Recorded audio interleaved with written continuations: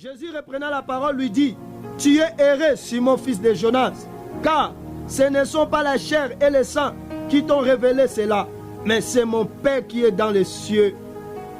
Et moi je te dis que tu es Pierre, et que sur cette pierre, je bâtirai mon église. Je bâtirai mon église.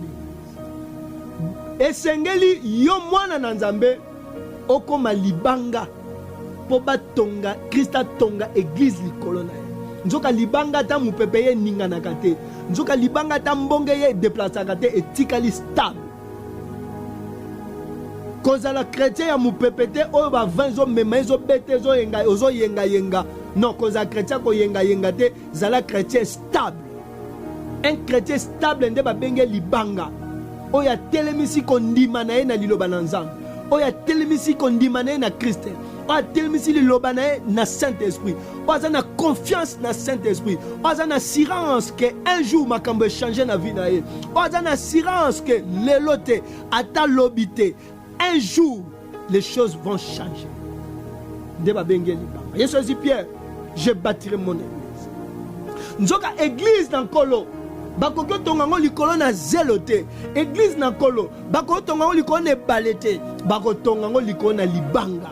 Libanga eza ba reza révélé koyeba la personnalité et la divinité de Jésus-Christ. Parce que Pierre azaki révélé. Église est soutenue par un soubassement.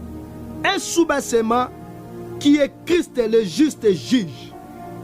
Parce que Basewana, ozaki na tabernacle mosaïque liboso ya lieu saint. Tango koti na parvis, ozo kotaga na entrée ya tabernacle na parvis omoni kiv. Ezaki na makolomine, ozo souteni basion esimbiango neti makola tabouret. No makola tabouret batie basse likolo. Maintenant sous bassement wana les quatre pattes, les quatre pieds, ils ont soutenu, ils ont simba bassin, c'était Christ lui-même. Christ qui est soutenu, Église, pardon, est soutenu par un sous-bassement qui est Christ le juste juge. Bien aimé, Église, et qui vous allez soutenir dans mbongo te. Église, elle a soutenu na Christ. Mbongo ko soutenir l'église te. Moutazo soutenir l'église, c'est Christ lui-même. C'est Christ lui-même. Tout pèse à Christ place na mitema na biso. Tout pèse à Christ place na église na biso. Christ a joué sika na bomo na biso. Christ a joué sika na mabala na biso. Christ a joué sika na radio mobile. Ce qui Christ a joué sika na radio mobile. Radio mobile et qu'on a soutenu na Christ parce que Christ est sous-bassement. Ozo simba biso, ozo soutenir biso, ozo sala biso toza makasi, ozo sala biso tokende liboso. C'est Christ lui-même. Les quatre bras du sous-bassement, ils ont révélé biso. Christ est le juge universel de l'église. Le juge universel de l'église. Christ soutient son église par le jugement qui est l'eau. Par le jugement qui est l'eau. Azo soutenu l'église na ye. Na jugement o babengango mai wana o bangina mpanzi na ye de force à l'église, la parole de Dieu et la force de l'église.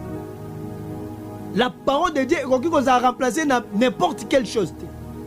La parole de Dieu est force de l'église. La parole de Dieu. Yangonde eza makambo nzamba salaka ngo makambo. Parce que Bible au commencement était la parole. Et la parole était avec Dieu. Na Genèse babi au commencement Dieu dit que la lumière soit et la lumière fit. Bible lobi na Égypte atindela ki bango liloba na ye.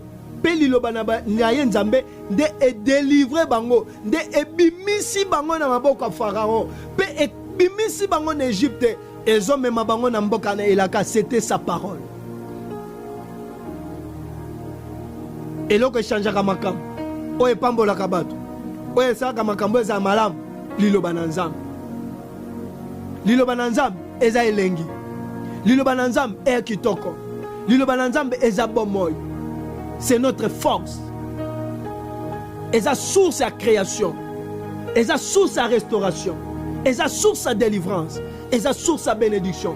Eza source à royaume. C'est Dieu lui-même qui est la parole. Bien-aimé, Jésus reprenant la parole lui dit,